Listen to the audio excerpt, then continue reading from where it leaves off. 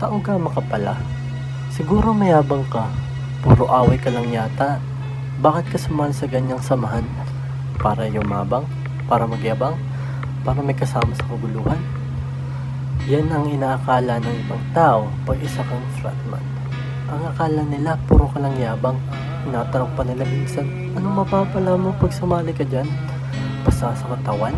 Para may sindigan sa kaguluhan? Basa sa mga hita? Para magyabang? Pero ano nga ba ang dahilan kung ba't ako sumali sa kapatiran? Sumali ako ng kapatiran para makatulong sa kapwa at hindi para magyabang. Gusto kong ma-explore ang sarili ko kung hanggang saan nga ba ako.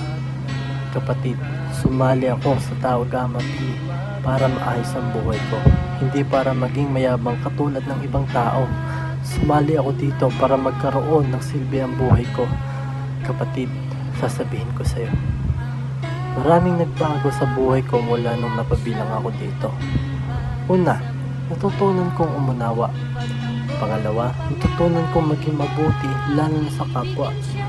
Pangatlo, natutunan kong pahalagahan ng Panginoon, pamilya, sarili, pag-aaral at trabaho ko. Pang-apat, natutunan kong umuliwas sa away, hindi katulad ng dating ako.